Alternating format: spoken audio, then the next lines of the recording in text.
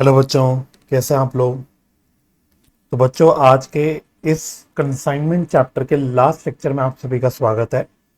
अभी तक हमने सारे कॉन्सेप्ट्स कर लिए इस चैप्टर के, और मैंने बहुत आराम आराम से एक एक कॉन्सेप्ट पे अच्छा खासा टाइम दिया है, अच्छे से आपको एक्सप्लेन करने की कोशिश करी अपनी तरफ से। जहां ज़रूरत लगी वहां हमने एग्जाम्पल्स भी करे हैं, और साइड बाय साइड हमने अपने स्टडी मटेरियल के क्वेश्चंस भी करे। तो मैं उम्मीद कर रहा हूँ बच्चों, ये चैप्टर अब आपको समझ आ रहा होगा, क्योंकि बहुत सारे बच्चे इस चैप्टर से डरते हैं, काफ़ी सारे बच्चे अटकते हैं इस चैप्टर में। तो I hope so in lectures की मदद से आपको मदद मिली होगी इस चैप्टर में। और आज अब हमारा बस फाइनल लेक्चर रहेगा, और कुछ खास करना नहीं हमको बस क्वेश्चन जो हमारे बैलेंस बच गए उनको निपटाने हैं, राइट। तो उसमें हम जो भी अब कॉन्सेप्ट लगेंगे, जो भी अकाउंटिंग की बात करेंगे, वो सब ऑलरेडी हम लोग कवर कर चुके हैं। ठीक है, तो आइए आप अपने स्टडी मटेरियल में आ जाइएगा बच्चों। तो सबसे पहले हम लोग करेंगे इलस्ट्रेशन नंबर 8। तो we will start with illustration number 8। चलो जी, तो शुरू करते हैं। सर पेज नंबर भी बता देना। तो लो भाई, पेज नंबर 176 होना चाहिए। पेज नंबर 176 होगा अगर आपके पास लेटेस्ट और नई वाली स्टडी मटेरियल होगी तो ये कहता है S of Mumbai consigned 100 units of a commodity to M of Kolkata. ये कोलकाता होगा मोस्ट प्रोबेबली। तो एस कंसाइनर है, उसने 100 यूनिट्स किसी आइटम के कंसाइनमेंट पे भेजे एम को, जो कि कोलकाता में है, तो M becomes the consignee. The goods were invoiced at ₹300 so as to yield a profit of 50% on cost. तो कह रहा है कि गुड्स को हमने इनवॉइस करा। तो देखो, अब शब्द पे बड़ा गौर करना। उसने बोला गुड्स इनवॉइस करे हमने 300 रुपए पे, और इनवॉइस ऐसे करे, ऐसे दाम पे करे कि भाई हमको यानी कंसाइनर को प्रॉफिट मार्जिन मिल रहा है 50% ऑन कॉस्ट। तो पहले मैं यहां तक रुक जाता हूं बच्चों। यहां तक इसका मतलब क्या हुआ कि पहली बात, यहां पे इनवॉइस प्राइस का केस आ गया कि कंसाइनर जो है इनवॉइस प्राइस पे गुड्स को भेज रहा है, और उसने बोला जो प्रॉफिट मार्जिन है दैट इज 1/2, 50% बोले तो सिंपल हाफ हो गया, हाफ ऑफ कॉस्ट। तो मैं आपको ऑलरेडी शॉर्टकट बता चुका हूं, लिखवा चुका हूं, आप मैथमेटिकली निकाल सकते हो, वो अलग बात है, बट टाइम बचाने के लिए मैं आपको शॉर्टकट बता चुका हूं कि इसका मतलब ये हुआ कि इनवॉइस प्राइस का ये 1/3 होगा। मैथमेटिकली इट मींस कि इनवॉइस प्राइस का जो प्रॉफिट मार्जिन होगा दैट विल बी 1/3। अब क्वेश्चन वाले ने जो फिगर दिया वो क्या दिया, उसने कॉस्ट नहीं दिया। तो बहुत ध्यान से पढ़ना, इसलिए कह रहा हूं, जल्दबाजी में पढ़ के सब झोल झाल कर दोगे आप। उसने बोला इनवॉइस एट 300, दैट मीन्स ये जो 300 रुपए की उसने फिगर दी है दैट इज इनवॉइस प्राइस। तो अगर मेरा इनवॉइस प्राइस 300 रुपए है, पर आइटम है, ऑफकोर्स ये पर यूनिट है, समझ लेना इस बात को कि भाई ये पर यूनिट है, टोटल नहीं दे रखा, उसने पर यूनिट दे रखा है। और लोड बोले तो वही प्रॉफिट, इस पर प्रॉफिट कितना होगा, 1/3 होगा, क्योंकि इनवॉइस प्राइस का 1/3 है। तो 300 रुपए का 1/3 निकालोगे तो 100 रुपए आ जाएगा। तो इसका मतलब बच्चों कॉस्ट कितनी होगी, what will be the cost, cost will be 200। तो देखो ये ब्रेकअप क्लियर हो गया हमारा। इनवॉइस प्राइस 300 है, लोड 100 रुपए, 200 रुपए की कॉस्ट है। ठीक है, तो आपको अब पता है भाई, अगर कंसाइनर की बुक्स बनाते हैं तो हमें क्या क्या चीजें इनवॉइस प्राइस पे दिखानी है, 300 रुपए पे, goods Saint on consignment and closing stock. बाकी इसमें कुछ होगा नहीं ज्यादातर गुड्स सेंट ऑन कंसाइनमेंट और क्लोजिंग स्टॉक ये रहेगा। ये दोनों भी इनवॉइस प्राइस पे रहेगा, और ऑपोजिट साइड पे हम 100 रुपए पर यूनिट के हिसाब से उसका लोड रिमूव कर देंगे। I hope the point is clear. चलो आगे बढ़ो। एस इनकर्ड ₹2000, एस इनकर्ड है, ठीक है बच्चों, तो स्पेस नहीं दे रखा उन्होंने, तो it's S incurred ₹2000 on freight and insurance. तो एस मतलब कंसाइनर का एक्सपेंस हो गया। N incurred ₹1000 on salesman salaries and ₹1600 on godown rate. तो ये कंसाइनी के एक्सपेंस हो गए, और दोनों भी एक्सपेंस का जो नेचर है दैट इज नॉन सेलिंग या नॉन रिकरिंग। तो दोनों भी जो एक्सपेंस हुए हैं, आई एम सॉरी उल्टा बोल गया, दोनों भी जो एक्सपेंस हुए हैं वो सेलिंग या रिकरिंग नेचर के हैं, नॉन सेलिंग नॉन रिकरिंग नहीं है, ये बोलना चाह रहा था मैं। तो ये कंसाइनी के जो एक्सपेंस है ये सिंपल रेगुलर सेलिंग या रेगुलर एक्सपेंसेस के अंदर आ जाएंगे, रिकरिंग एक्सपेंसेस के अंदर आ जाएंगे। इसका मतलब जब स्टॉक की कैलकुलेशन करेंगे तो अब हमें कंसाइनी का कोई एक्सपेंस लेने की जरूरत नहीं है, ये बस हमेशा क्लियर कर लेना। कंसाइनी का एक्सपेंस पढ़ के क्लियर कर लेना है, मैंने आपको इसलिए फर्स्ट लेक्चर में ही कॉन्सेप्ट समझा दिया था एक्सपेंस का। तो फर्स्ट लेक्चर से हम लोग ये सीख रहे हैं कि हाँ अब कंसाइनी के एक्सपेंस है तो दो तरह के होंगे, non selling expense and selling expense, या फिर इनको हम नॉन रिकरिंग एक्सपेंस और रिकरिंग एक्सपेंस भी बोलते हैं। तो जो नॉन रिकरिंग या नॉन सेलिंग एक्सपेंस होते हैं ये हमें इन्वेंट्री की कैलकुलेशन में एंड अबनॉर्मल लॉस की कैलकुलेशन में इंक्लूड करना होता है, परंतु जो सेलिंग या रिकरिंग एक्सपेंस होते हैं ये हमें कंसिडर नहीं करना होता। तो यहाँ अच्छी बात हो गई, दोनों ही एक्सपेंस बाय नेचर सेलिंग या रिकरिंग है, तो इन्वेंट्री वगैरह की कैलकुलेशन में इनको नहीं लेना। फिर कहता है am sold 50 units for cash at 320 रुपए per unit and 20 units on credit at 350 रुपए पर यूनिट। तो ये एम की सेल दे दी उसने, एक कैश में भी हुई कुछ सेल मतलब, और क्रेडिट पे भी हुई कुछ सेल, है ना। तो कैश में कितनी सेल करी, कैश में 50 यूनिट्स बेचे हैं, क्रेडिट पे 20 यूनिट बेचे हैं, और दोनों की सेलिंग प्राइस भी बता दी है।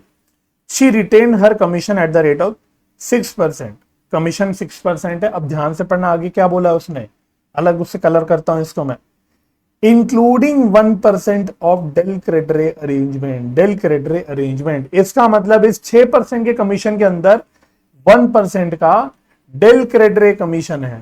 तो फर्स्ट टाइम आया हमारे अभी तक इस चैप्टर के जितने भी क्वेश्चन करे, फर्स्ट टाइम आया है कमीशन, कौन सा, del credere commission.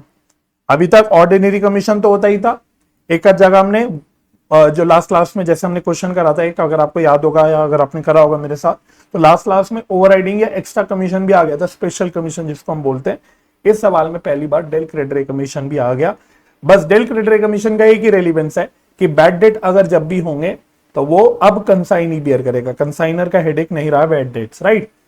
And remitted the balance due, तो जो भी है मतलब सब कर कर आके जो भी बैलेंस हुआ वो हमारे कंसाइनी ने हमें रेमिट कर दिया। A debtor of rupees 2000 to whom goods were sold by M became insolvent and only 50 पैसे in a rupee was recovered। तो लो कुछ बैड डेट से रिलेटेड बात आ गई कि out of the total credit sales एक डेटर था जो 2000 रुपए का था, जिसे 2000 रुपए लेने थे, वो इंसॉल्वेंट हो गया और उससे हमें 50% पैसा ही मिला।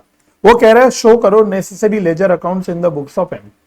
एम बोले तो कौन, कंसाइनी। लो भाई, इतनी उसने इनवॉइस प्राइस और ये सब जानकारी दी, किस बात के लिए दी, क्वेश्चन में तो उसने सिर्फ कंसाइनी की बुक्स में मांग लिया। भाई कंसाइनी की बुक्स में घंटा फर्क नहीं पड़ता इनवॉइस प्राइस है कि कॉस्ट है, कुछ फर्क नहीं पड़ता। इन कंसाइनी की बुक्स में भसड़ होते ही नहीं, उसमें तो कुछ लिमिटेड चीजें ही आती। बट एनीवे मैं सोच रहा हूं एक काम करेंगे, इस क्वेश्चन में ना हम लोग कंसाइनर का भी काम कर लेंगे। इस एक क्वेश्चन में, इसी क्वेश्चन में मैं आपको एस के बुक्स में भी अकाउंट बनवा लूंगा, बट पहले जो क्वेश्चन है ओरिजिनली मांगा है वो काम कर लेते हैं।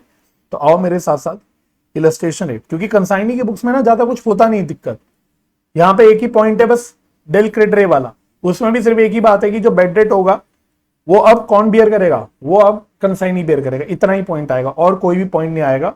तो लो हमें कंसाइनी की बुक्स में क्या क्या अकाउंट बनाना है बताओ, यहाँ पे कुछ नहीं बनाना भाई, आपको सिर्फ एक कंसाइनर का अकाउंट बनाना है। तो कंसाइनर का नाम है एस, तो एक हम एस यानी कंसाइनर का अकाउंट बना लेंगे। आओ तो एक बना लेंगे कंसाइनर का अकाउंट,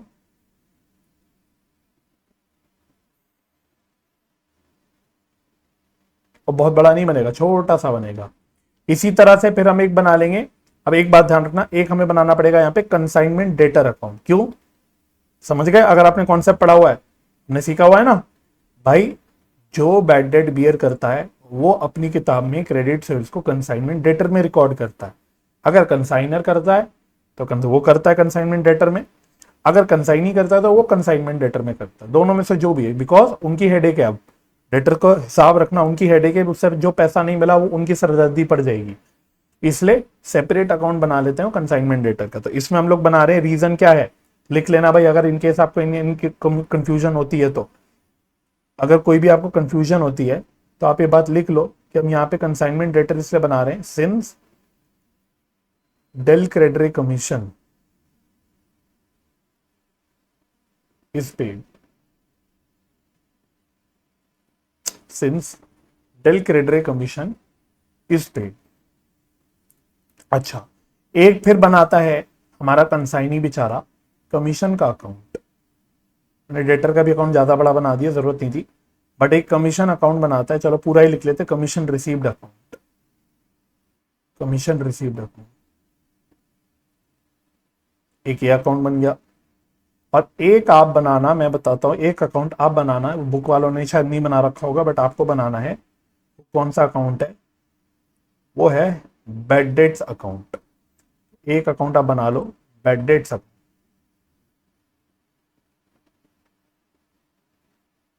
बुक वाले ने हेरफेर कर रखी है, बुक वाले ने थोड़ा गड़बड़ काम कर रखा है बैड डेट्स के लिए। कॉन्सेप्चुअली कोई गड़बड़ नहीं कर रखी वैसे, लेकिन थोड़ा सा मतलब एक टेक्निकल फ्लॉ वे में काम कर रखा है उन्होंने।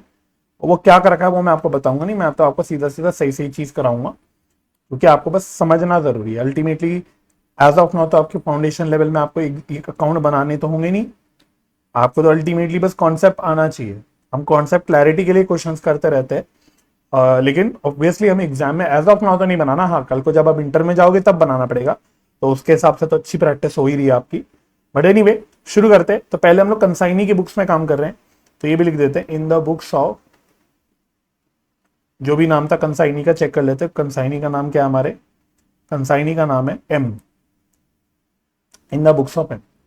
तो मांगा तो कंसाइनी की बुक्स में, तो वही करते हैं पहले, फिर मैं आपको एस यानी कंसाइनर के बुक्स में भी काम करवा दूंगा, ताकि क्या है कि रिकैप हो जाएगा, अच्छी रिवीजन हो जाएगी कि यही क्वेश्चन में कंसाइनर के लिए क्या इंप्लीकेशन है और कंसाइनर इन्हीं इसी केस में किस तरह की अकाउंटिंग करेगा, तो ये आपको समझ भी आ जाएगा। ठीक है, तो इंपॉर्टेंट चीजें रिवाइज हो जाएंगी। तो मांगना चाहिए था क्वेश्चन है, वैसा अच्छा रहता हम खुद कर लेंगे। आओ चलो, तो सबसे पहले ऊपर से स्टार्ट करते हैं। सबसे पहले कंसाइनर ने कंसाइनी को माल भेजा, इसकी कोई भी एंट्री कंसाइनी नहीं करता। भाई कॉन्सेप्ट खोल के रखना, मैंने सारी एंट्रीज कॉन्सेप्ट लिखवा रखा है। अब आपको काम है कि उसको रिकैप करना है, आपको उसको लिंक करना है और आपको उसको रेफर करना है, वो आप जैसे भी करो, बट वो अब आपको करना है, राइट। तो कंसाइनी कोई एंट्री नहीं करेगा। उसके बाद कंसाइनर का एक्सपेंस हुआ, उसकी भी कंसाइनी कोई एंट्री नहीं करेगा। लेकिन कंसाइनी ने एक्सपेंस इनकर किया 1000 रुपए और 1600 रुपए, उसकी एंट्री करेगा कंसाइनी। तो फटाफट मैं ओरली आपको रिकैप करा लेता हूं। कंसाइनी अपनी किताब में एक्सपेंस की क्या एंट्री करता है, वो करता है consignor account debit to cash या बैंक अकाउंट, टू कैश या बैंक अकाउंट। तो हम यहां लिख देते हैं टू कैश या बैंक अकाउंट। ठीक है, कोई जरूरत नहीं एक्सपेंस को तोड़ के अलग अलग लिखने की, भाई जोड़ दो, दोनों भी एक्सपेंस अल्टीमेटली सेम ही एंट्री है ना। 1000 रुपए की सेल्समैन की सैलरी है, 1600 रुपए की गोडाउन का रेंट है, तो टोटल हो गया 2600। तो 2600 सीधा लिख दो, सिंपल। उसके बाद फिर उसने सेल्स की बात बताई, cash sales and credit sales. Cash sales की एंट्री फटाफट से रिकैप करते हुए चलना है मेरे साथ साथ। कैश सेल्स की एंट्री होती है कैश या जो भी है bank account debit to consignor account, to consignor account. तो पहले इतनी एंट्री कर लेते हैं, तो अकॉर्डिंगली कंसाइनर के अकाउंट में एक क्रेडिट साइड में आ जाएगा बाय कैश या बैंक। तो लिख देते हैं ब्रैकेट में cash sales, cash sales, cash sales. ठीक है, ये लिख देते हैं। अच्छा, अमाउंट कितना आएगा, अमाउंट भी लिख देते हैं। तो कितने यूनिट्स हमने बेचे हैं, 50 यूनिट्स बेचे 320 रुपए पे। तो 50 यूनिट्स है 320 रुपए पे। तो ये आ रहा है कितना, ये आ रहा है 50 इंटू 320, 16,000, 16,000। तो 16,000 कैश सेल आ गई। उसके बाद अगला उसने बोला, अगला उसने बोला है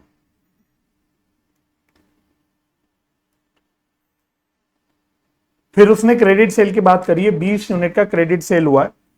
तो देखो क्रेडिट सेल की एंट्री अब ध्यान से, क्योंकि डेल क्रेडिट कमीशन पे हो रहा है, तो अब कंसाइनी एंट्री करेगा consignment debtor account debit to consignor's account.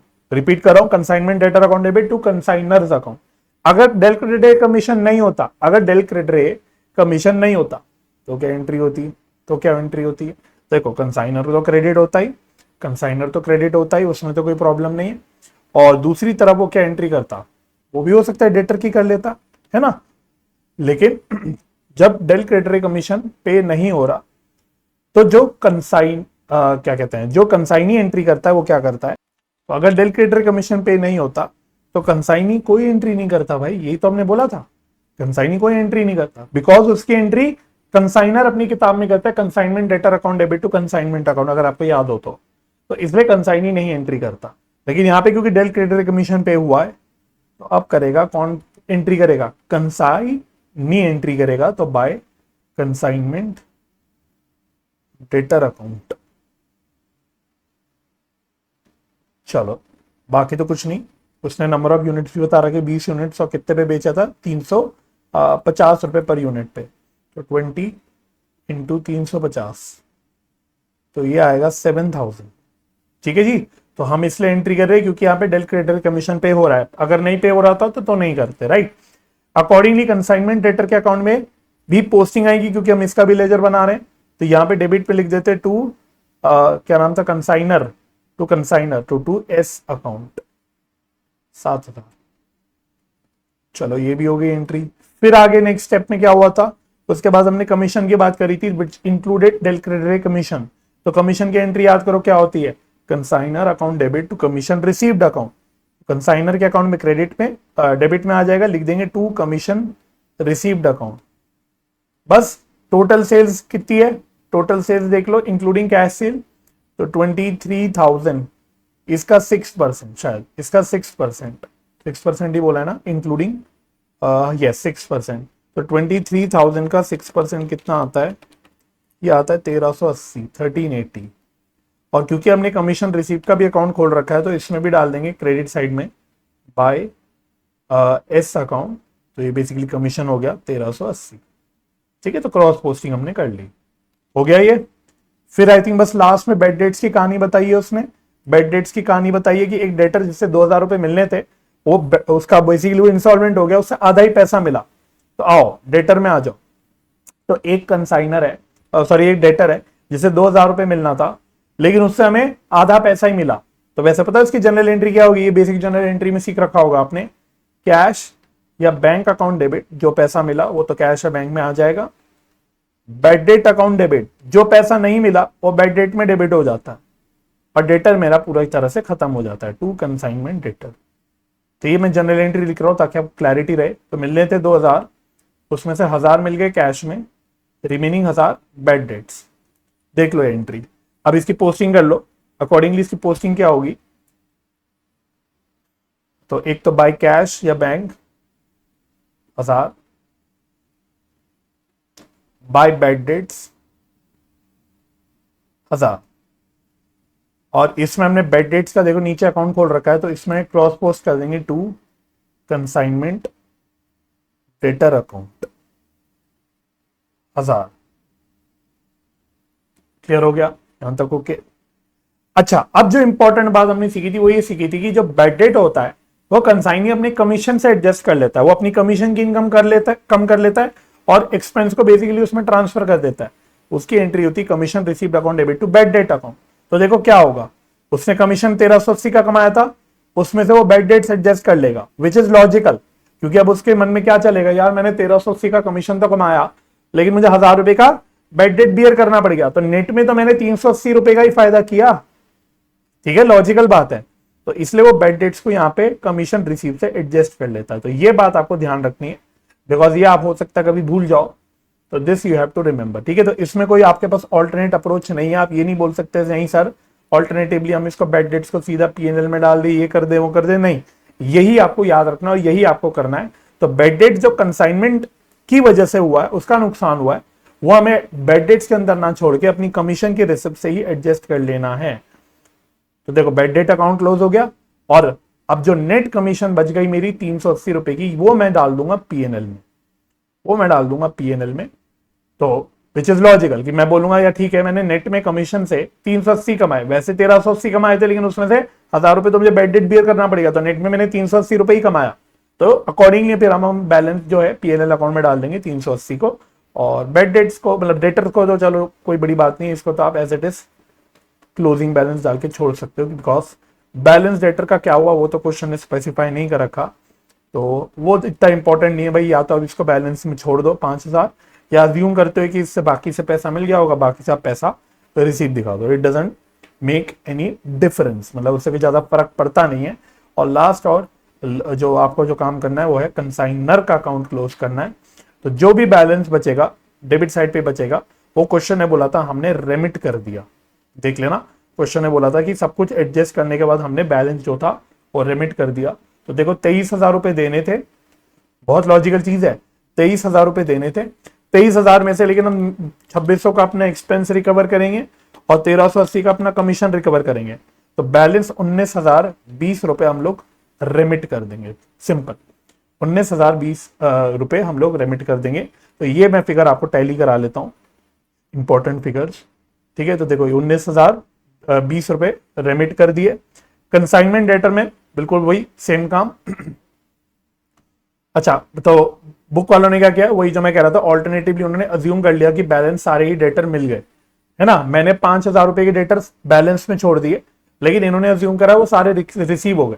तो 1,000 रुपए तो एक तो मिले थे जो इंस्टॉलमेंट वाले डेटर से मिल गए थे, आधा पैसा, प्लस जो बैलेंस 5,000 हमने क्लोजिंग बैलेंस छोड़ दिया, उन्होंने वो भी रिसीव दिखा दिया। उससे कोई ज्यादा फर्क नहीं पड़ता भाई, वो आप कैसे भी कर सकते हो, मैंने आपको पहले ही बोला था, बाकी वही काम है।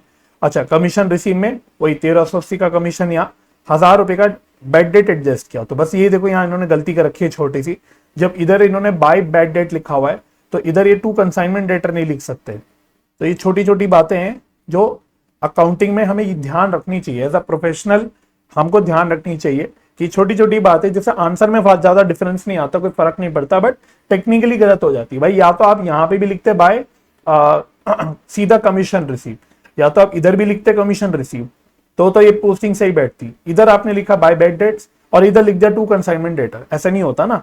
अगर आप क्रॉस पोस्टिंग कर रहे हो तो क्रॉस पोस्टिंग प्रॉपर्ली कर लोगे, है ना। तो एक इधर एक उधर, मतलब अलग अलग नहीं रह सकता वो, इसलिए यहाँ पे हमें टू बैड डेट्स ही लिखना चाहिए।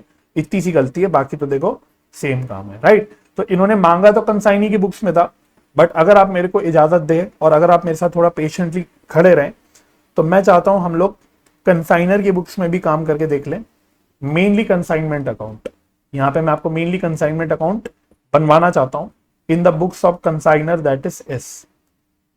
चलो, तो एक हम बना लेंगे कंसाइनमेंट अकाउंट, बस 2 अकाउंट बनवाऊंगा, एक हम बनाएंगे कंसाइनमेंट का अकाउंट और दूसरा हम लोग बना लेंगे कंसाइनर का अकाउंट, ठीक है। तो वो मैं बाद में बना लूंगा, मेन क्योंकि मेरा फोकस है कंसाइनमेंट अकाउंट पे, क्योंकि सारा झोलझाल यही होता। तो आपने देखा ना, कंसाइनी की बुक्स में कोई दिक्कत ही नहीं है। आप देख रहे हो इनवॉइस प्राइस हो ना हो कोई फर्क ही नहीं पड़ा, हमें कोई उससे लेना देना ही नहीं है। क्लोजिंग स्टॉक नहीं निकालना कंसाइनी को, कुछ नहीं करना, उसे बस अपनी सेल दिखानी है, उसे अपने खुद के खर्चे दिखाने, उसको अपना कमीशन लेना है, दैट्स इट। मेन वही है। बाकी हाँ ठीक है, क्योंकि डेल क्रेडिटर कमीशन था तो डेटर का अलग हिसाब करना पड़ा, उसका बैड डेट भी डालना पड़ा और उसे कमीशन रिसीव से एडजस्ट करना पड़ा, बट ऐसा कुछ करना ही नहीं होता कंसाइनी को। असली मेहनत कौन करता है अपनी अकाउंटिंग में? कंसाइनर करता है। इसलिए मैं चाहता हूं कि मैं आपको यहाँ पे कंसाइनमेंट अकाउंट भी बनवा के दिखा दूं in the books of the consignor. चलो, तो फटाफट करेंगे बच्चों, धीरे धीरे नहीं करेंगे, बिकॉज मैं अब आपको सब कुछ सिखा चुका हूं। तो सबसे पहले जो कंसाइनमेंट अकाउंट स्टार्ट होता है, जो हमेशा होगा, that is with goods Saint on consignment, ठीक है। और बार बार बोल रहा हूं, मैं फास्ट करूंगा बच्चों, मैं धीरे धीरे नहीं चलूंगा। तो हमने 100 यूनिट भेजे थे और ये अब रिकॉर्ड होगा एट इनवॉइस प्राइस ऑफ 300 रुपए। तो 100 यूनिट भेजे थे हमने 300 रुपए पे, 300 रुपए पे, तो ये टोटल कितना हो गया? 30,000। ओके, इसके बाद मोमेंट आपने ये इनवॉइस प्राइस पे लिखा तो आपको कोरेस्पॉन्डिंग ऑपोजिट साइड पे क्या करना है? लोड को रिमूव करना है। और मैं आपको कैलकुलेशन पहले ही दिखा चुका हूं। 100 यूनिट है और पर यूनिट 100 रुपए का लोड है, देख लेना। 100 यूनिट पे 100 रुपए का लोड है, हमने यही निकाला ना। तो लोड कितने रुपए का है? 10,000। तो अल्टीमेटली आएगा तो ये 20,000 के कॉस्ट पे 200 रुपए के हिसाब से, बट दिखाने का ऐसा तरीका होता है। उसके बाद फिर कंसाइनर के अपने एक्सपेंसेस थे, कितने थे? 2,000 रुपए के। तो जल्दी जल्दी लिख देते हैं। एक कंसाइनर के एक्सपेंस है तो लिख देगा टू कैश बैंक, कितना था, सॉरी, कितना कितना कितना 300 और 1,000 एम इनकर्ड, 1,000, अच्छा नहीं सॉरी 2,000 है, 2,000। वो थोड़ा सा मैं काम करता हूँ बच्चों, ये कलरिंग वलरिंग को थोड़ा सा मैं रिमूव कर देता हूँ।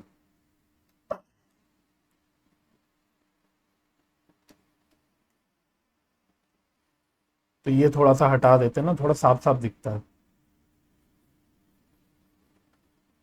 नए सिरे से हम लोग एक तरह से क्वेश्चन स्टार्ट कर रहे हैं, लाइक ऐसे करना है ना। चलो, तो हमने एक्सपेंस डाल दिया। कंसाइनी का एक्सपेंस डालना होता है तो हम यहाँ लिख देते हैं टू कंसाइनी। तो कंसाइनी का नाम क्या था? कंसाइनी का नाम था एम, तो टू एम। तो पहले एक्सपेंस डाल देते हैं, एक्सपेंस। तो कंसाइनी का एक्सपेंस कितना था टोटल? वहां ऊपर से भी देख सकते हो, 2,600 रुपए, 2,600 रुपए का एक्सपेंस था। तो ये तुमने कंसाइनी के बुक्स में भी डाला था। अच्छा, सेल डालेंगे। सेल कैसे डालोगे? सेल अब क्योंकि डेल क्रेडिटर कमीशन का केस है तो अब कैश सेल और क्रेडिट सेल दोनों की एक ही एंट्री होगी, consignee account debit to consignment account. अगर डेल क्रेडिटर कमीशन नहीं होता तो क्रेडिट सेल हम लोग दिखाते कंसाइनमेंट डेटर के थ्रू, अब कंसाइनर कंसाइनमेंट डेटर के थ्रू दिखाता, कैश सेल को दिखाता थ्रू कंसाइनी अकाउंट। बट अब क्योंकि उसको कोई फर्क ही नहीं पड़ता भाई, क्रेडिट है कि कैश है, बैड डेट हुआ भी तो कोई फर्क नहीं पड़ता, इसलिए अब वो सीधा इसे कंसाइनी के अकाउंट से दिखाएगा, तो थ्रू बाय एम लिख देते हैं सेल्स।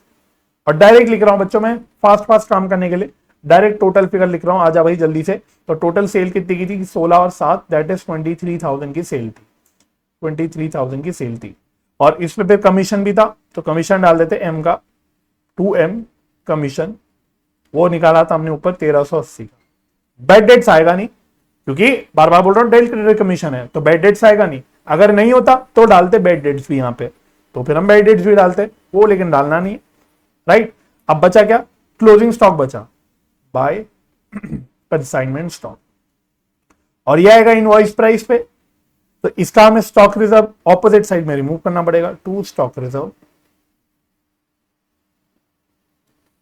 क्लियर हो गया।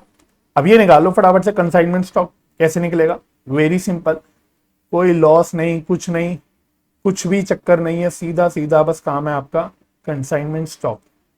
तो ऐसे फास्ट फास्ट वे में कर लेते हैं। तो पहले हमें लेना है इनिशियल कॉस्ट, तो इनिशियल कॉस्ट कितना लेंगे, अच्छा बचे कितने, कितने यूनिट बचे ये भी चेक कर लो। तो देखो हमने 100 यूनिट भेजे थे, जिसमें से कितने यूनिट बच गए थे, कितने यूनिट बचे होंगे, 100 यूनिट भेजे थे, इसमें से कितने यूनिट बिक चुके, तो एक तो 50 यूनिट यहां बिका, 20 यूनिट यहां बिका, यानी 70 बिक गए। तो 50 माइनस 20, तो बचे होंगे 30 यूनिट। तो अब 30 यूनिट की वैल्यू हम निकाल रहे हैं। तो अब यहाँ इनिशियल कॉस्ट नहीं लेना, हमें इनिशियल इनवॉइस प्राइस लेना है अब। चलो, तो 30 यूनिट बचे हैं, 300 रुपए की इनवॉइस प्राइस है, 300 रुपए की इनवॉइस प्राइस है। तो दिस कम्स आउट टू 9,000। इसमें हमें एस का एक्सपेंस ऐड करना है, proportionate expense, proportionate expense add करना है। तो 2000 का एक्सपेंस है 100 यूनिट पे, तो 30 यूनिट पे कितना, तो 30 यूनिट पे कितना, तो ये आ गया 20 इंटू 30, 600 आ रहा होगा ये, 600। ठीक है, फिर हमें उसके बाद हमें इसके क्या नाम है कंसाइनी के एक्सपेंस डालने, तो प्लस कर देते एम्स प्रोपोर्शनेट नॉन सेलिंग या नॉन रिकरिंग एक्सपेंस। लेकिन क्या मजे की बात है, एक्सपेंस है ही नहीं सर, कंसाइनी का तो कोई एक्सपेंस है ही नहीं, तो बात ही खत्म हो गई। तो ये लो मेरी क्लोजिंग स्टॉक की वैल्यू आ गई 9,600। और स्टॉक रिजर्व कितना आ गया, बहुत सिंपल है सर, 30 यूनिट है, पर यूनिट 1000 रुपए का लोड है, तो लो स्टॉक रिजर्व भी आ गया, ये 90,000 आएगा, 1000 नहीं सॉरी 100 रुपए था यार, ये 100 रुपए था, 100 रुपए, ये आ गया 3,000, ये आ गया 3,000। ठीक है, बस काम खत्म हो गया। तो यहां लिख देंगे 9,000, 9,600, 9,600 सॉरी 9,600 आएगा ये। चलो इसे साफ साफ लिख देते हैं 9,600।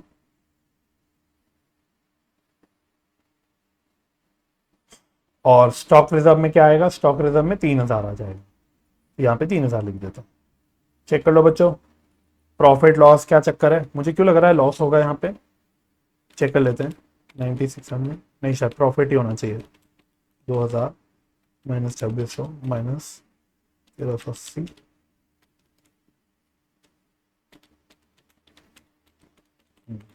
प्रॉफिट है 3,620 का, 3,620 का प्रॉफिट है। तो उसको हम डाल देंगे पीएनएल, टू पीएनएल, ये आ गया प्रॉफिट 3,620। टोटलिंग करते रहना, तो चलो टोटलिंग भी कर लेते हैं। टोटल आ रहा होगा, कितना आ रहा होगा टोटल, 42,600, 42,600। चलो टोटल भी डाल दो, ठीक है। तो प्रॉफिट निकल के आ गया। अब क्या करना है हमको अब हमें कंसाइनी का अकाउंट बनाना है, तो एम का भी अकाउंट बना लो जल्दी से, और इसमें तो कोई दिक्कत ही नहीं आनी चाहिए, बहुत ही सिंपल बनेगा ये देखना। जैसे मतलब बेसिकली सिंपल भाषा में अगर बोलूं, कंसाइनी की बुक्स में जो कंसाइनर के अकाउंट में डाला है उल्टा उल्टा डाल दो इसके बुक्स में, इसके अकाउंट में। लाइक सेल्स डाल देंगे यहाँ पे डेबिट साइड पे, टू कंसाइनमेंट अकाउंट, तो सेल्स कितनी 23,000 की थी। फिर अगेन इधर नहीं सॉरी इधर बाय कंसाइनमेंट अकाउंट, इसमें एक्सपेंस आ जाएगा और बाय कंसाइनमेंट अकाउंट इसमें कमीशन आ जाएगा, कमीशन।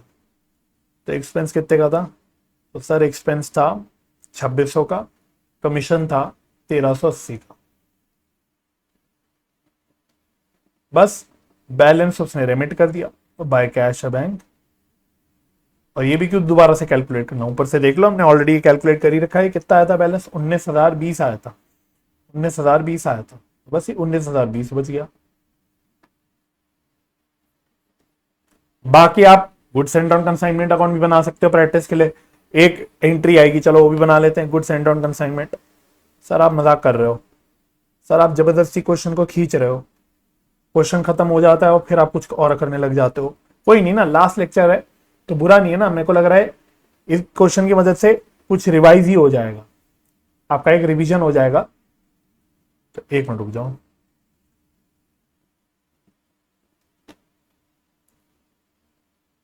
चलो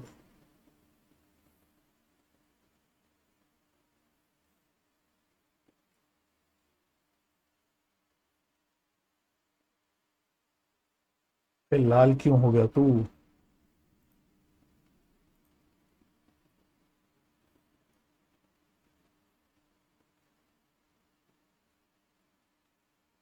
goods Saint on consignment account, goods Saint on consignment account. चलो तो एक इधर आ जाएगा बाय कंसाइनमेंट अकाउंट। तो यहाँ टोटल वैल्यू आ जाएगी 100 यूनिट, कितने की थी? 300 रुपए की थी, तो ये आ गई 30,000। और फिर हमने ऑपोजिट साइड लोड रिमूव करा था, तो टू कंसाइनमेंट अकाउंट ये लोड रिमूव हो गया था 10,000। और बैलेंसिंग फिगर आप कहाँ डाल दोगे? Trading account. ठीक है, जनरली ट्रेडिंग अकाउंट में होता है, आप चाहो तो परचेज से भी कर सकते हो, ये भी मैंने शायद आपको बता दिया था। बट बुक वाले ज़्यादातर ट्रेडिंग से ही करते हैं, तो आप भी ट्रेडिंग ही कर लो तो बेटर रहेगा। बट हाँ, टेक्निकली ट्रेडिंग से करो परचेज से करो एक ही बात होती है ना। तो बस ये आपके इस तरह से लेजर अकाउंट्स यहाँ पे बन जाएंगे। चलो क्लियर हो गया बच्चों? आई होप क्लियर हो गया क्वेश्चन। अच्छा क्वेश्चन था, सिंपल कॉन्सेप्चुअल क्वेश्चन था, बट पॉइंट आपका क्लियर होना चाहिए। चलो फटाफट आगे बढ़ते हैं आप। चलिए बच्चों इलस्ट्रेशन नंबर 9 भी देख लेते हैं फटाफट से। बहुत ही इजी क्वेश्चन है ये भी। कह रहा on 1 November 2021 K of Calcutta sends goods costing ₹1 lakh to D of Delhi on consignment basis. तो के बेटा हमारा कंसाइनर हो गया और डी हमारा कंसाइनी हो गया। के paid ₹5,000 S railway freight and ₹2,000 S insurance. तो ये आपको कंसाइनर के एक्सपेंस दे दिए।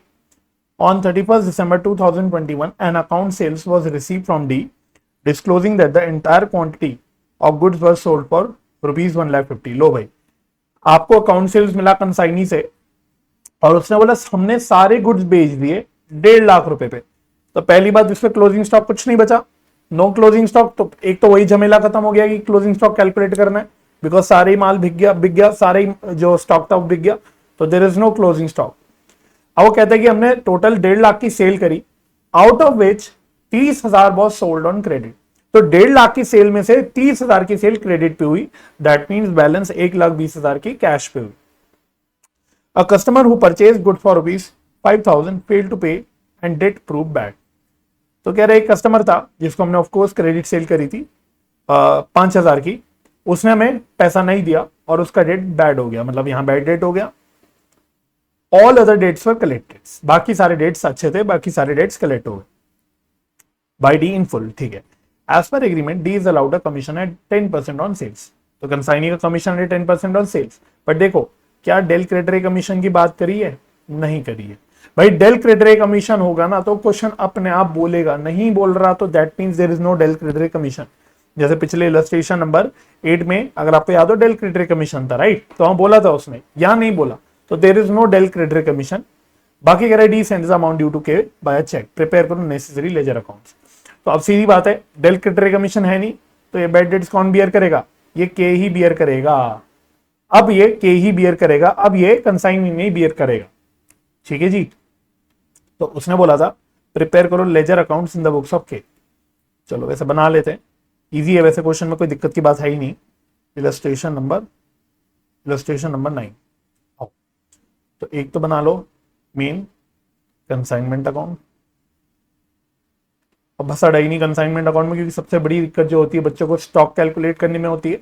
दूसरी अब नॉर्मल लॉस, कुछ भी नहीं है उसमें से, कुछ कुछ भी नहीं है। अब नॉर्मल नॉर्मल लॉस के ऊपर तो है ही दो क्वेश्चन, जो मैंने आपको एक ही क्वेश्चन करा था, जो मैंने लास्ट लास्ट में करा दिया था, उसमें से भी एक पार्ट आपको याद होगा, अगर आपने देखा होगा, गलत ही था इंस्टीट्यूट का, बट क्या कर सकते हैं, जो भी है।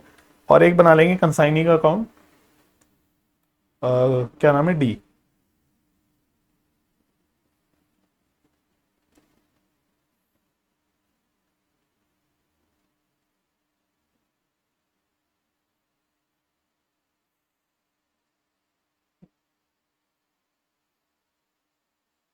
और एक बनाना बच्चों यहाँ पे, ये डी का अकाउंट हो गया जो बेसिकली कंसाइनी का अकाउंट है। और एक आप बनाना कंसाइनमेंट डेटर अकाउंट। तो समझ गए क्या कंसाइनमेंट डेटर अकाउंट क्यों बना रहे हैं हम लोग? क्योंकि अब कोई डेल क्रेडिट कमीशन है नहीं, तो अब क्रेडिट सेल रिकॉर्ड करी जाएगी कंसाइनर द्वारा थ्रू कंसाइनमेंट डेटर अकाउंट।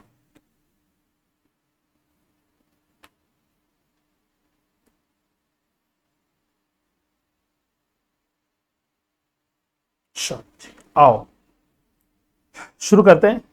तो सबसे पहले goods Saint on consignment account. तो शुरुआत तो यहीं से होती है, तो ऊपर से देखते हुए चलते। तो हमने 1 लाख रुपए के गुड्स भेजे ऑन कंसाइनमेंट बेसिस। फिर कंसाइनी का एक्सपेंस आ जाएगा टू कैश या बैंक, टू कैश या बैंक। तो कंसाइनी का कितना एक्सपेंस, कंसाइनर का कितना एक्सपेंस है? कंसाइनर का एक्सपेंस है 5,000 प्लस 2,000, दैट इज 5,000 फ्रेट का, 2,000 इंश्योरेंस का, तो ये हो गया 7,000। ठीक है जी। उसके बाद सारे से गुड्स बिक गए थे, कुछ कैश पे कुछ क्रेडिट पे। तो देखो कैश सेल की एंट्री अब क्या होगी? कैश सेल की एंट्री होगी consignee account debit, consignee account debit to consignment account. ठीक है, तो कैश सेल को हम दिखाएंगे थ्रू कंसाइनी अकाउंट। तो बाई डीज अकाउंट ये हो गया कैश सेल, ये था शायद 1,20,000। और क्रेडिट सेल को रिकॉर्ड करेंगे हम कैसे? Consignment debtor account debit to consignment account. तो यहां आ जाएगा by consignment debtor account 30,000।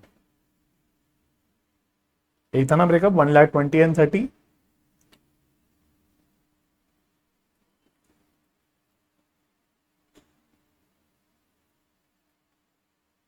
Yes यही था।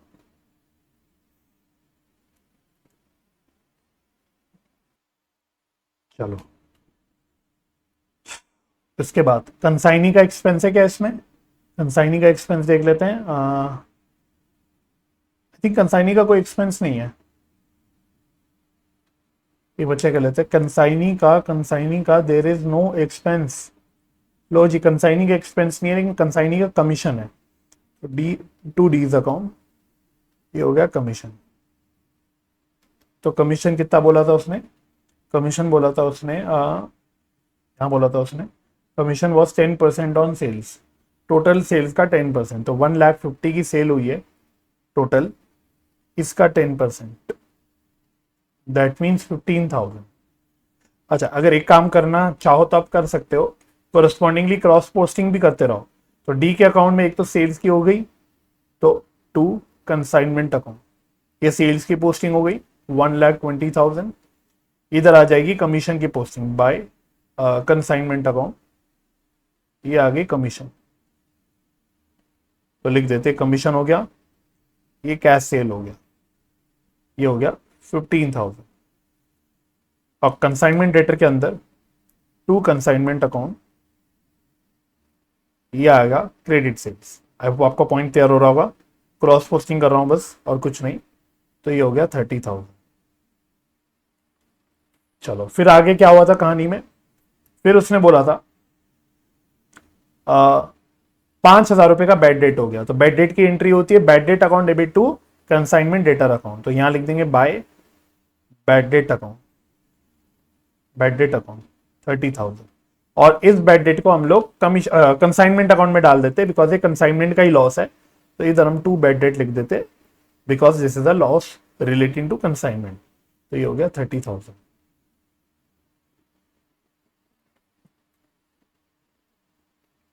5,000 था यार ये, 5,000 सॉरी, दिस इज 5,000।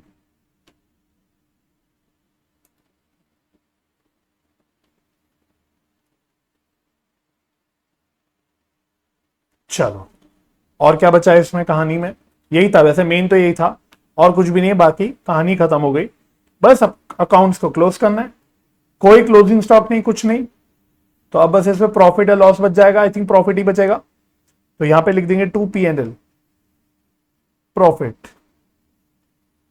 तो 1,50,000 माइनस 1,22,000 माइनस 5, प्रॉफिट शायद बच रहा है 23,000 का, चेक कर लेंगे। डी के अकाउंट में जो बैलेंस होगा वो हमें रेमिट कर रहा है बाय कैश अकाउंट। कितना बैलेंस बच गया? 1,05,000, ये रेमिट हो गया। और डेटर में भी बोला था कि बैलेंस डेटर से पैसा मिल गया, तो बाय कैश अकाउंट 25,000। चलो, तो आओ फटाफट से चेक कर लेते हैं। तो मेन प्रॉफिट की फिगर चेक कर लेना, 23,000 का प्रॉफिट होना चाहिए। तो आओ, तो देखो भाई सारी फिगर्स चेक कर लेते हैं। 23,000 का प्रॉफिट हो गया। उसके बाद डी के अकाउंट में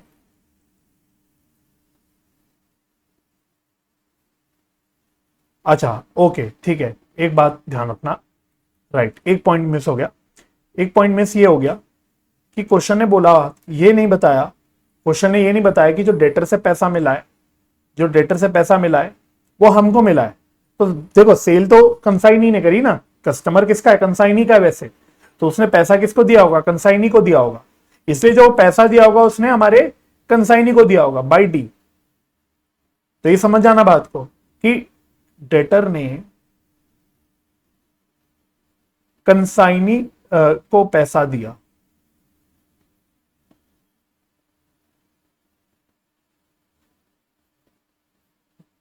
डेटर ने कंसाइनी को पैसा दिया। बात समझ में आ गई? तो इसलिए अब हम ये कंसाइनी से पैसा मांगेंगे, लाओ कस्टमर ने तुझे पैसा दे दिया वो मेरे को दो। तो अकॉर्डिंगली हम इसको भी यहां डाल देंगे टू कंसाइनमेंट डेटर अकाउंट। तो अब ये जनरल एंट्री में भी चेक कर लेना, ये बात हमने जनरल एंट्री में भी लिखी होगी, जनरल एंट्रीज में भी हमने बात लिखी होगी कि अगर डायरेक्टली कंसाइनर को पैसा मिल जाता है कस्टमर से तो सीधा cash to consignment debtor. But यहां पे क्योंकि कंसाइनी को मिला होगा तो consignee account debit to consignment debtor. तो अब वही बात है ना, अल्टीमेटली आउट ऑफ 30,000 की क्रेडिट सेल हम उससे पैसा कितना मांगेंगे? हम उससे 25 ही मांगेंगे, क्योंकि बचा हुआ 5,000 तो लॉस हो गया, बैड डेट हो गया। Point is clear? हाँ, अब घुमा फिरा के हाँ ये पैसा हमें कैश में मिलने वाला है, तो अल्टीमेटली इफेक्ट तो वही आया, इफेक्ट तो वही आया कि घुमा फिरा के तो कैश में आ रहा है पैसा। बट ठीक है, आपको सही ढंग से रूट करके एंट्री सिखानी चाहिए। तो दिस इज 1,30,000, 1,30,000। तो अब ये बात सही होगी। तो देखो ये 1,30,000 आ गया यहाँ पे, ये रहा 1,30,000। और जो कंसाइनमेंट डेटर का जो बैलेंस है वो उन्होंने डाल दिया 25,000 का इन कंसाइनमेंट डेटर अकाउंट। बाकी तो ठीक है, goods and on consignment account बना सकते हो। अब यहाँ पे देखो उन्होंने परचेज अकाउंट से एडजस्ट करा, ये मजे की बात है, यहाँ उन्होंने परचेज अकाउंट से एडजस्ट करा है। तो वही मैं कह रहा हूँ, आप इसको परचेज अकाउंट से भी एडजस्ट कर सकते हो, ट्रेडिंग अकाउंट से भी कर सकते हो, जैसा आपको ठीक लगे। Goods and on consignment account. Point clear हो गया? ठीक है, ओके सर। चलो बच्चों, लास्ट क्वेश्चन बच गया अब हमारा इस चैप्टर का, इलस्ट्रेशन नंबर 5। इलस्ट्रेशन नंबर 5 कहता है Shri traders of Gujarat purchase 10,000 saris at the rate of 100 rupees per sari. Out of these 6,000 saris were sent on consignment to Nirmala traders of Kolkata at selling price of ₹120 per sari. तो कह रहा है कि हमने यानी श्री ट्रेडर्स ने 10,000 साड़ी खरीदी 100 रुपए पे, तो हमारी कॉस्ट कितनी है? हमारी कॉस्ट है 100 रुपए की, और इसमें से 6,000 साड़ी हमने कंसाइनमेंट पे भेज दी, कंसाइनी को भेज दी, और वो भी किस दाम पे भेजी? 120 पे। तो 100 रुपए की साड़ी बच्चों हमने 20 रुपए का प्रॉफिट मार्जिन ऐड करके 120 पे भेज दी। तो ये वही इनवॉइस प्राइस का केस हो गया। ठीक है, अब इस क्वेश्चन में बहुत सारी प्रॉब्लम्स है, वैसे मैं आपको बता दूं इसमें क्वेश्चंस में थोड़ी सी प्रॉब्लम्स है, वो भी मैं डील करूंगा। फिर भी मैं अपनी तरफ से कोशिश करूंगा कि मैं बेस्ट पॉसिबल वे में इसको कवर कराऊं। बट इस क्वेश्चन में अपनी प्रॉब्लम्स एंड अजम्पशंस है, वो हम डिस्कस करेंगे। फिर कहता है consignor paid 3,000 for packing and freight. Simple consignor का एक्सपेंस हो गया। Nirmala traders sold 5000 saris at the rate of 125 per sari and incurred ₹1000 for selling. तो कह रहा है कि निर्मला ट्रेडर्स यानी कंसाइनी ने 5000 साड़ी बेची 125 रुपए पे और 1000 रुपए का उसने एक्सपेंस इनकर किया। तो कंसाइनी का एक्सपेंस आ गया 1000 रुपए और सेल्स आ गई 5000 साड़ी 125 रुपए पे, सिंपल। एंड रेमिटेड 5 लाख रुपए to Gujral on account. Gujral to Gujral नहीं होगा यार, एक मिनट रुको, हाँ गुजराल होगा, गुजरात गुजरात है, ठीक है। तो मतलब कंसाइनर को उसने 1 लाख रुपए अकाउंट पे दे दिए, मतलब जितना भी पड़ा होगा उसमें से उसने 1 लाख रुपए, 5 लाख रुपए रादर कंसाइनर को भेज दिए। तो उसने हिसाब नहीं क्लियर किया, उसने बस 5 लाख रुपए मान लो ऐसा इसकी एडवांस दे दिया। ऐसा मान लो कि कुछ एडवांस वगैरह दे दिया 5 लाख रुपए का। They're entitled to a commission of 5% on total sales. 5% total sales का कमीशन है, plus a further of 25% commission on any surplus price realised over 120 रुपए पर साड़ी। तो 120 रुपए से ऊपर जो भी प्राइस रियलाइज किया उस पर एक्स्ट्रा 25% का कमीशन है और टोटल सेल्स पे 5% का कमीशन है। 3000 saris were sold at Gujarat eight the rate of 110 रुपए पर साड़ी। 3000 साड़ी हमने मतलब कंसाइनर ने अपनी दुकान से, खुद की दुकान से बेची 110 रुपए पे। तो वैसे इसका देखो कोई रोल नहीं आएगा, रीजन भी क्योंकि हमें तो कंसाइनमेंट से मतलब है, ये साड़ी तो, ये माल तो वो कंसाइनर ने खुद अपनी दुकान से बेचा है, कंसाइनमेंट में नहीं बिका, ये कंसाइनी ने नहीं बेचा, ये तो खुद ने बेचा, तो हमें इसका कोई लेना देना नहीं है। Owing to fall in market price, the value of stock in sari is to be reduced by 5%। तो ये वो पॉइंट है जहां पे थोड़ी सी दिक्कत वाली बात है कि due to fall in market price कह रहा है वैल्यू ऑफ स्टॉक जो है उसको हमें 5% से कम करना है। You are required to prepare consignment account and consignee account. देखो कंसाइनी अकाउंट तो मैं आपके ऊपर छोड़ दूंगा, कंसाइनी अकाउंट में कोई दिक्कत नहीं है, सेल आ जाएगी, खर्चा आ जाएगा, कमीशन आ जाएगा। हाँ, कमीशन की कैलकुलेशन मैं करा दूंगा, लेकिन बनाना कैसे उस पर मैं ऊपर फोकस नहीं करूंगा।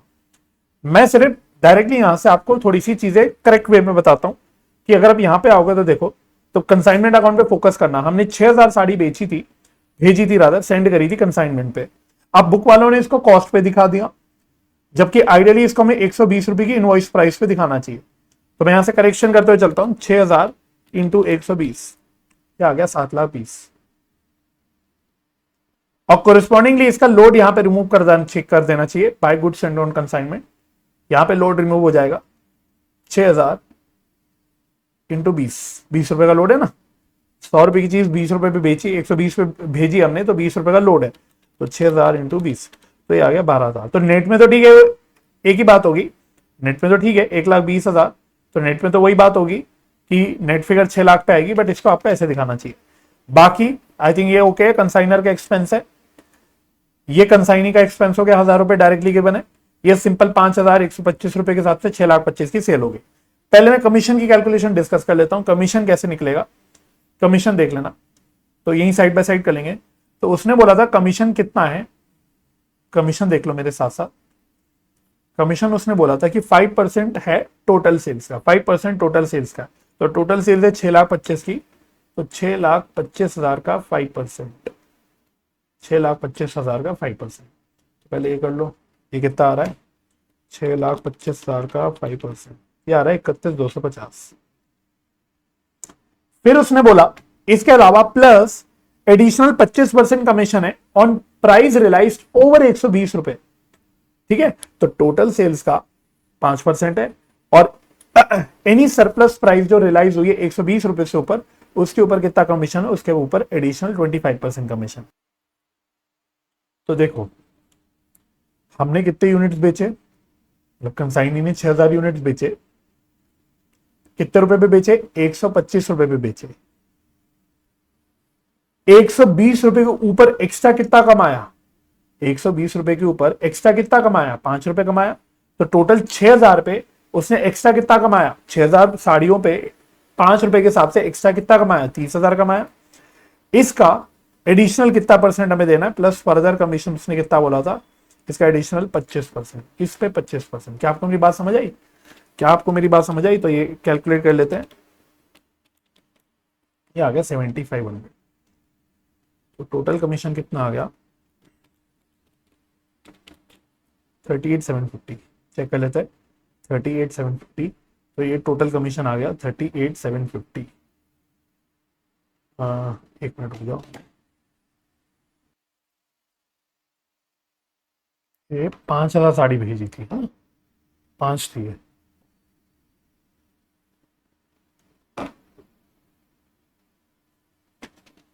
5,000 इंटू 5 इसका 25%, ये आ रहा है 6250। 6250 प्लस 31,250, 37,500, 37,500, ठीक है। तो ये आ गई कमीशन मेरी 37,500 की। तो सिंपल बात है, देखो क्वेश्चन ने क्या बोला था, मैं एक बार कमीशन की बात बता देता हूँ। क्वेश्चन ने बोला था टोटल सेल्स का 5% कमीशन देना है। तो हमने 5,000 साड़ी बेची थी 125 रुपए पे, तो टोटल 6,25,000 की सेल हुई थी। इसका तो 5% सिंपल आ गया 31,250। और बोला था इस सेल के अंदर जितना भी एक्सेस आपने कमाया ओवर 120 रुपए, क्योंकि भाई अगर आप ऐसे देखोगे कंसाइनर का अपना सेलिंग प्राइस तो 120 रुपए था, तो उसने बोला अगर तुम 120 रुपए से एक्स्ट्रा पे बेचोगे तो जो तुम एक्स्ट्रा पैसा लोग लाओगे एक्स्ट्रा पे बेचने पे, उस पे तुम्हें एक्स्ट्रा 25% का कमीशन दूंगा। ये बेसिकली ओवर राइडिंग कमीशन की बात कर रहा है। तो सिंपल बात है, अगर 5,000 साड़ी बेचता वो 120 रुपए के हिसाब से, तो सेल कितनी की होती? तो सेल होती 6 लाख रुपए की। लेकिन उसने 5,000 साड़ी बेची कंसाइनी ने 125 रुपए में, तो उसने कितनी की सेल कर ली? जो ऊपर हमने निकाली थी, दैट इज 6,25,000। तो उसने एक्स्ट्रा कितना कमाया? एक्स्ट्रा कितना लाया वो? एक्सेस कितना हो गया? इसका एक्सेस बोलते हैं, एक्सेस ओवर इनवॉइस प्राइस 25,000। इस 25,000 का क्वेश्चन ने बोला है कि हम एक्स्ट्रा 25% का कमीशन देंगे। तो ये आ जाएगा आपका ऊपर जब हमने निकाला 6250। ये कमीशन की बात थी। पहले आई होप ये पॉइंट क्लियर हो गया होगा। तो कमीशन आ गया 37,500 का, बाकी सब ओके। अब जरा स्टॉक के ऊपर डिस्कशन कर लेते। तो हमारे पास वैसे क्लोजिंग स्टॉक में बचा कितना? हमने 6,000 साड़ी सेंड करी थी, 6,000 साड़ी हमने सेंड करी थी, इसमें से 5,000 साड़ी बिक गई, तो क्लोजिंग स्टॉक में बच गए 1,000 साड़ी। अब बच्चों एक बात का ध्यान रखना, जिसका एप्लीकेशन यहां पे हो रहा है, आपने बचपन से पढ़ा होगा AS2 एक होता है अकाउंटिंग स्टैंडर्ड, और आपने AS नहीं भी पढ़ा तो आपने ये तो सुना होगा कि क्लोजिंग स्टॉक वैसे जो वैल्यू होता है वो होता है कॉस्ट और net realisable value whichever is lower. Cost और net realisable value whichever is lower, ये आपका अकाउंटिंग स्टैंडर्ड बोलता है। तो जब भी हम इन्वेंट्री की कैलकुलेशन करते हैं तो हमें इस बात का ध्यान रखना होता है कि अगर हमारी नेट रियलाइजेबल वैल्यू हमारी कॉस्ट से भी नीचे जा रही है तो हमें केयरफुल हो जाना होता है। फिर हमें केयरफुल हो जाना होता है, क्योंकि फिर हमें नेट रियलाइजेबल वैल्यू पे इन्वेंट्री को लाना पड़ता है। बात समझ में आ रही है? यहां पे नेट रियलाइजेबल वैल्यू का मतलब होता है कि एस्टिमेटेड सेलिंग प्राइस कितनी होगी और इसको बेचने के लिए एस्टिमेटेड एक्सपेंस कितने इनकर होंगे। यह बात अकाउंटिंग स्टैंडर्ड में डिटेल में पढ़ते हो, बट सिंपल ये बोलता है कि अगर माल की वैल्यू मार्केट में इतनी गिर गई कि आप मार्केट में अगर बेचने जाओगे आज के दिन पे तो कितना पैसा रियलाइज होगा और वो बेचने के लिए कितना खर्चा आपको एक्स्ट्रा करना पड़ेगा। तो जो नेट में फिगर आती है इसको हम लोग बोलते हैं नेट रियलाइजेबल वैल्यू। इसलिए यहां पे इसका वर्ड यूज करा जाता है नेट। नेट मतलब जो जितने पे मार्केट में बिकेगा माइनस कितना बेचने के लिए खर्चा करना पड़ेगा, तो नेट में क्या पैसा रियलाइज होगा आपको बेच के। अगर ये कॉस्ट से कम होता है बच्चों तो उसको हम लोग वैल्यू करते हैं एट नेट रियलाइजेबल वैल्यू, इसलिए बोलते हैं कॉस्ट और net realisable value whichever is lower. बात समझ आ गई? अच्छा, अब देखो वैसे तो जब इनवॉइस प्राइस पे हम भेजते हैं गुड्स को तो हमें अपनी कंसाइनमेंट स्टॉक को इनवॉइस प्राइस पे दिखाना होता है। ऑफ कोर्स उसमें प्रोपोर्शनेट एक्सपेंस वगैरह जो भी है वो ऐड आउट करके सब हमें वैसे दिखाना होता है और हमें उसका स्टॉक रिजर्व बनाना होता है। बट इस क्वेश्चन में उसने लास्ट में एक पॉइंट लिखा। अब वहां पे इसी पॉइंट में मुझे प्रॉब्लम है कि थोड़ा यहाँ पे क्लियरली लिखनी चाहिए थी बातें, बट उसने बोला owing to fall in market price the value of stock of sari in hand is to be reduced by 5%। ये उसने ये क्लैरिफाई नहीं करा कि 5% की गिरावट की बात वो किसके पॉइंट ऑफ व्यू से कह रहा है, वो कंसाइनी के पास जो माल पड़ा है उसका 5% कह रहा है या हमारे खुद के पास जो माल पड़ा है उसकी बात कर रहा है। तो यहाँ पे वैसे बच्चों जो क्वेश्चन वाले का बोलने का मतलब है वो आपको माननी पड़ेगी बात। वो ये कह रहा है कि हमारे पास जो 100 रुपए का माल पड़ा है, भाई हमारी कॉस्ट कितनी है? हमने मार्केट से कितने पे खरीदा था, 100 रुपए पे खरीदा था ना।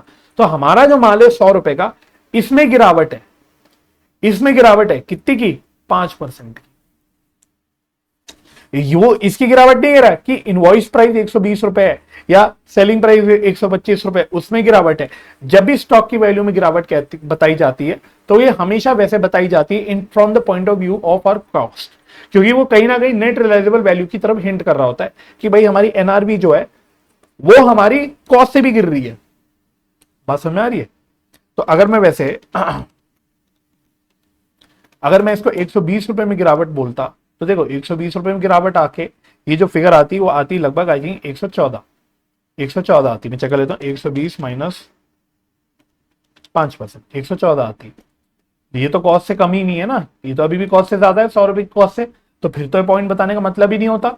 तो मैं आपसे बस ये कह रहा हूं कि वो जो गिरावट की बात कर रहा है, वो गिरावट की बात किसके पॉइंट ऑफ व्यू से कर रहा है, किस संदर्भ में कर रहा है, वो कॉस्ट के संदर्भ में कर रहा है। यानी कि अब ये क्लियर हो गया है कि हमारा जो एस्टिमेटेड या नेट रियलाइजेबल वैल्यू आएगी वो कॉस्ट से कम ही आने वाली है। तो अब हमें अपने स्टॉक को एनआरवी पे ही वैल्यू करना है। तो देखो मैं AS2 के हिसाब से चेक करूंगा, मैं AS2 के हिसाब से पहले चेक करूंगा कि AS2 के हिसाब से मेरी कॉस्ट कितनी है। मैं आपको पूरा करके दिखा रहा हूं कॉस्ट कितनी है। अब इनवॉइस प्राइस को गोली मारो, क्योंकि अब यह हमें पता लग गया हमारा एनआरवी कमी आने वाला है, हमें वैल्यू हमारे स्टॉक की मार्केट में गिरावट हो गई, वैल्यू की गिरावट हो रही है। तो अब मैं चेक करूंगा कॉस्ट कितना आएगा। तो मैं बोलूंगा यार कितने यूनिट्स बचे थे, कितनी साड़ियां बची थी, 1000 साड़ियां बची थी। 1000 साड़ी की 100 रुपए के हिसाब से कितनी कॉस्ट आती है 1 लाख आती है, 1 लाख। तो हमारी 1000 साड़ी की 100 रुपए के हिसाब से जो कॉस्ट आती है 1 लाख आती है। हाँ, इसकी कॉस्ट निकालने के लिए हमें प्रोपोर्शनेट एक्सपेंस को ऐड करना पड़ता है। तो एक्सपेंस कितना किया था, चलो मैं वो भी ऐड कर लेता हूं। अरे भाई आ जाए इधर। एक्सपेंस कितना किया था, तो हमने एक्सपेंस किया था 3000 कितनी साड़ियों पे, 6000 साड़ियों पे। 3000 का एक्सपेंस किया था 6000 साड़ियों पे। तो हमने 3000 का एक्सपेंस किया था 6000 साड़ी जो भेजी थी कंसाइनमेंट पे उस पे। तो प्रोपोर्शनेटली 1000 साड़ी पे कितना, ये अभी करके बता रहा हूं, ये आता 500। तो ये टोटल हो जाता 1,05,000, 1,05,000। ये तो मेरी कॉस्ट हो गई। अब मैं एनआरवी चेक करूंगा। एनआरवी के लिए मैं चेक करूंगा कि मैं आज अगर साड़ी को बेचने जाऊंगा मार्केट में या साड़ी मेरी बिकने जाएगी मार्केट में तो वो कितने पे बिकेगी। तो मैं बोलूंगा 1000 साड़ी है, 1000 साड़ी है, ये कितने पे बिकेगी, 100 रुपए की तो कॉस्ट है, लेकिन इसमें 5% में गिरावट है। तो आज ये इस दाम पे बिकेगी। आज मार्केट में मैं बेचने जाऊंगा तो साड़ी इस दाम पे बिकेगी। तो यानी मेरी साड़ी 95,000 पे बिकेगी, मेरी साड़ी 95,000 पे बिकेगी। लेकिन हम तो कंसाइनमेंट स्टॉक की बात कर रहे हैं भाई, वो माल जो कंसाइनी के पास पड़ा हुआ है। हम कंसाइनमेंट स्टॉक की बात कर रहे हैं, जो माल कंसाइनी के पास पड़ा है उस स्टॉक की वैल्यू करने की बात कर रहे हैं। 1000 स्टॉक कौन सा है, जो कंसाइनी के पास पड़ा है।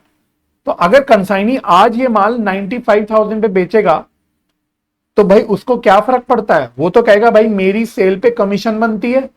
तो हमने बोला नेट रियलाइजेबल वैल्यू मतलब नेट में कितना पैसा आएगा, जितने पे बेचा माइनस उसको बेचने का जो खर्चा होगा, डायरेक्ट खर्चा। तो अगर 95,000 पे 1000 स्टॉक आज बिकता है, 1000 साड़ियां बिकती है, तो बदले में कमीशन अपना कमीशन भी तो चार्ज करेगा, सॉरी कंसाइनी अपना कमीशन भी तो चार्ज करेगा। I hope point is clear. ये अगर हम लोग अपनी खुद के माल की वैल्यू निकाल रहे होते, जो माल हमारे खुद के पास पड़ा है गुजरात के अंदर, कंसाइनर के पास खुद के पास पड़ा है, वो नहीं कमीशन माइनस करेगा। लेकिन हम तो ये उस माल की बात कर रहे हैं जो कंसाइनी के पास पड़ा हुआ है। तो कंसाइनी अगर आज ये माल मानो कम प्राइस पे, मार्केट प्राइस पे 95,000 पे बेचने जाएगा तो वो उस पर कमीशन भी तो चार्ज करेगा। तो मेरे को आज ये माल जब बिकेगा 95,000 पे तो मुझे 95,000 थोड़ी मिलेगी, उसमें से कंसाइनी अपना कमीशन भी माइनस करेगा। समझ आ रही बात। तो ये कमीशन है जो बेसिकली एक्सपेंस है फॉर सेल, ये सेल करने पे एक्सपेंस होगा। तो वो कितना कमीशन लेगा, तो हमारा एग्रीमेंट क्या चल रहा है 95,000। अब एक्स्ट्रा कमीशन तो कुछ होगा नहीं देखो, क्योंकि 100 रुपए से भी कम पे बिक रहा है, 120 रुपए पे ज्यादा बिकता तो एक्स्ट्रा कमीशन की बात करते। तो अब तो उसको सिर्फ कौन सा कमीशन मिलेगा, अब तो उसको सिर्फ 5% वाला कमीशन मिलेगा, सिंपल ऑर्डिनरी कमीशन। अब तो खाली ऑर्डिनरी कमीशन मिलेगा बिकॉज ये सस्ते दाम पे बिक रहा है।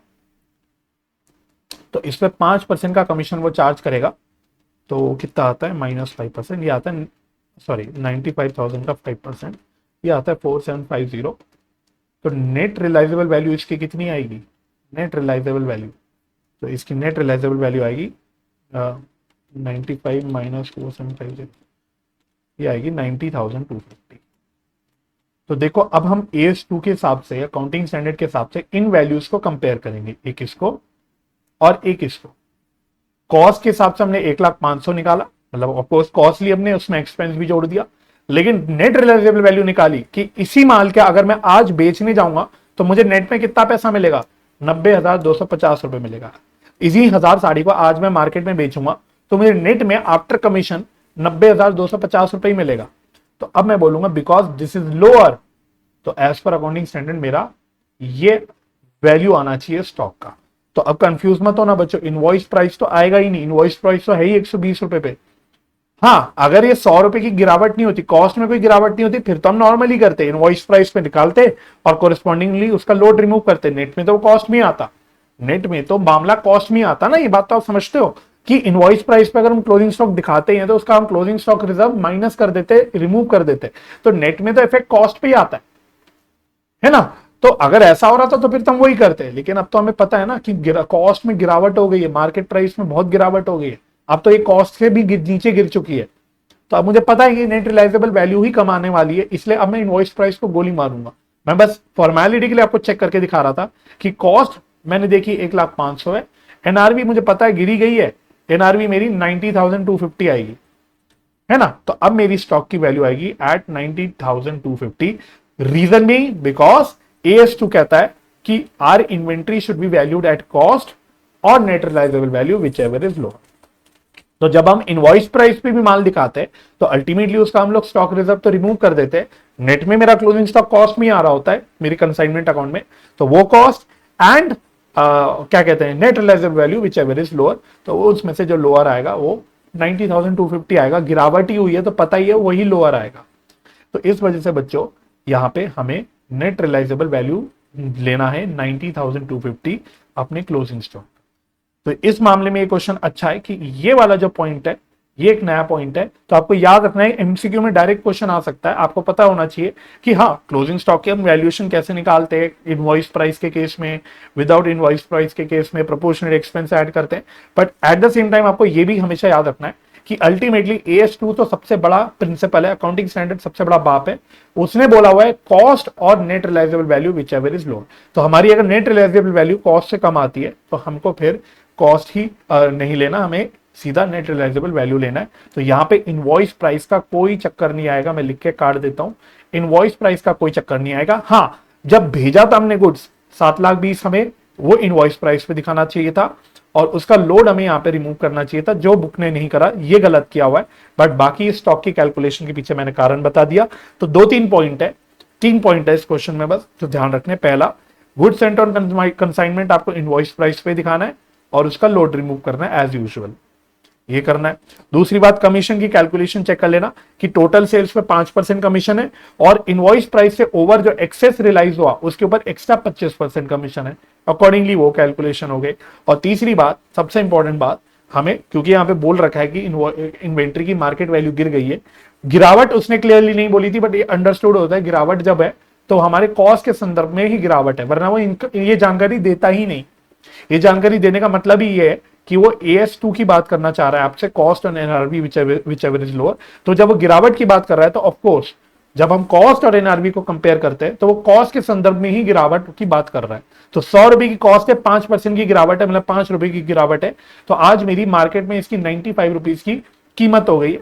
तो हम 95 रुपीज के हिसाब से इन्वेंट्री निकालेंगे माइनस एस्टिमेटेड जो एक्सपेंस होगा बेचने पे, नेट रियलाइजेबल वैल्यू निकालने के लिए वो माइनस करेंगे। तो हमें पता है कि कंसाइनी के पास जो माल पड़ा है वो अल्टीमेटली अब कंसाइनी ही बेचेगा, चाहे गिरावट पे ही बेचे, 95 पे ही बेचे, बट बेचेगा कंसाइनी, क्योंकि वो माल कंसाइनी के पास पड़ा है। तो जब भी वो माल बेचेगा कंसाइनी, उस पर वो कमीशन लगा देगा अपना, तो इसलिए नेट में मेरा जो मेरे पास पैसा आएगा वो कमीशन माइनस करके पैसा आएगा, इसलिए नेट रियलाइजेबल वैल्यू में कमीशन माइनस करना है।